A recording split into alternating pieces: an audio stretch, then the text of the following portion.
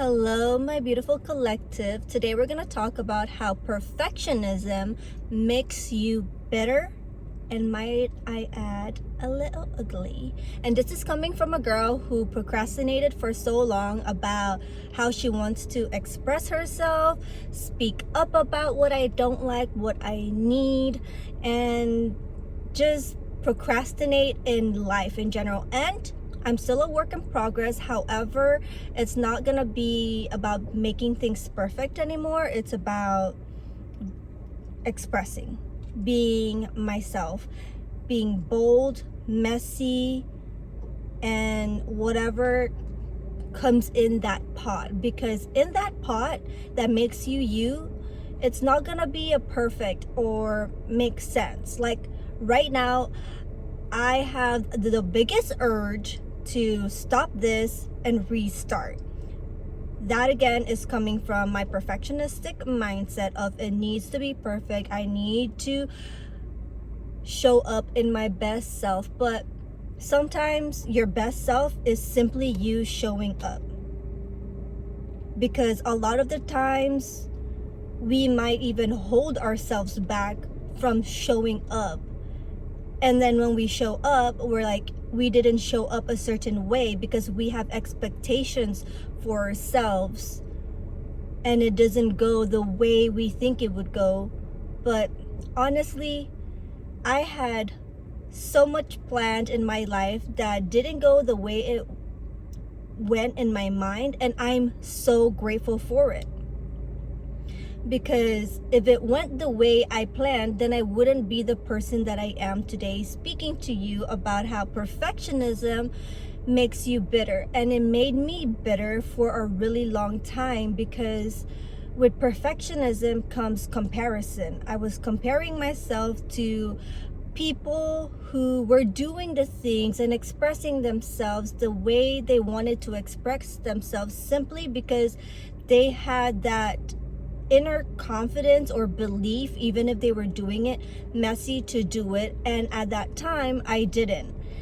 I felt like until I looked a certain way, until I had this equipment or was fit enough or whatever the case may be, until I did more research, until XYZ, fill in the blank, then I will be worthy to pursue or be the person I want to be and show up as that person. Because honestly, that's a bunch of bullshit. You don't become the person you want to become until you look a certain way or whatnot. Although those things may help accentuate or amplify that, but the being part comes from within, comes from practicing, comes from showing up. And sometimes I feel like in this capitalistic society that we live in, there's the saying that we need to show up 100% all the time or you're not giving it your best. Sometimes your best is 50%. Sometimes our best is 60, 70, or maybe even 25%. Sometimes we're just surviving through our day, our life, because life happens. Maybe we're going through a loss of self, loss of a family member, relationship, a job, finances, whatnot. You fill in the blank with whatever works with you. Life happens. And please show me someone who's living a perfect life.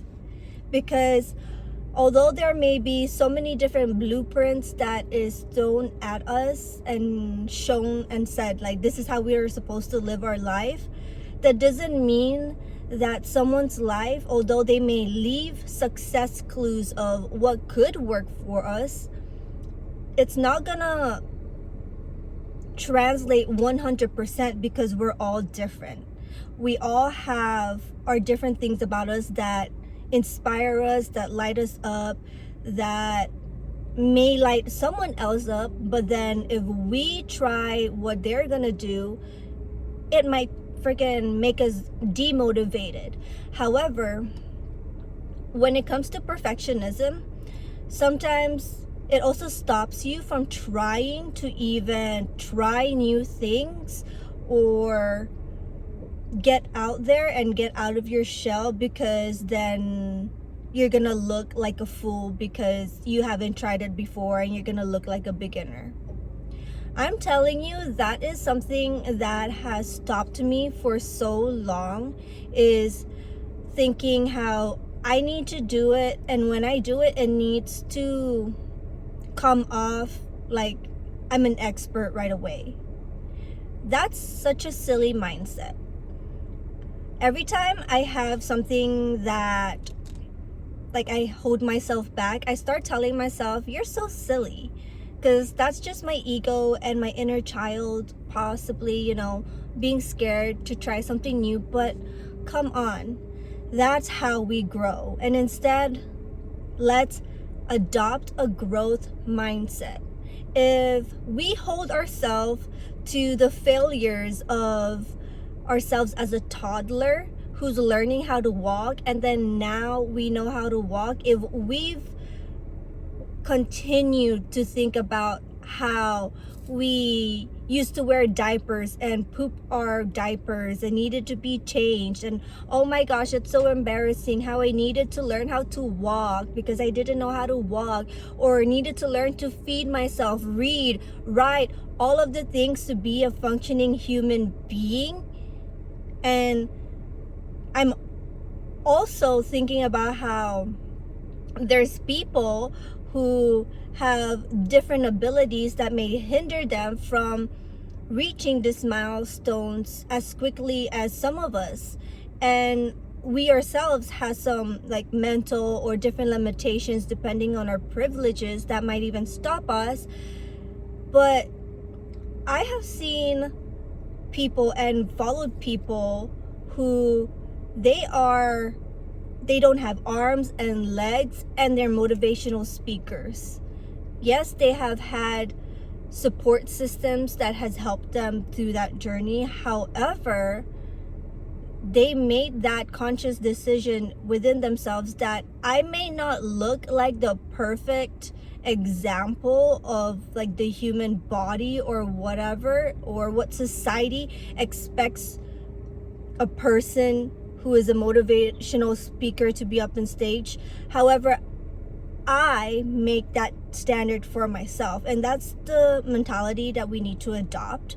Like, I'm thinking also like how right now a lot of the things that I'm saying, I'm like, oh my gosh, this could all be misconstrued to make it look like I'm saying certain things, and I need to be all like politically correct. However, I know that the collective that is here to listen to my message knows what my heart is conveying. And so I think that all goes back to perfectionism dilutes your heart. It makes it say that your heart needs to be put in a box and there's rules to it, but your soul cannot be contained. And so let your soul express messily, and especially in this human experience of, come on, like, what is perfect? I think that it's awesome that we strive to be, better than the past versions of ourselves or whatnot.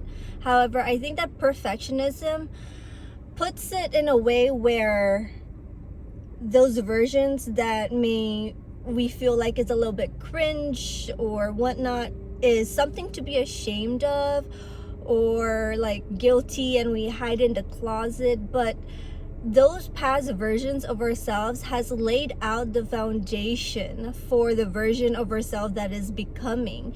And without that foundation, then there is no support, and we need those support from all the past versions of ourselves, from our mistakes and what we've learned, because without that wisdom, then we're just floating about and we have nothing to stand on. And I feel like all the lessons, everything, our imperfections is what makes us have a solid foundation. So I hope that this resonates with those that need it. I love you guys, and you don't need to be perfect because you are perfectly imperfect. Love you.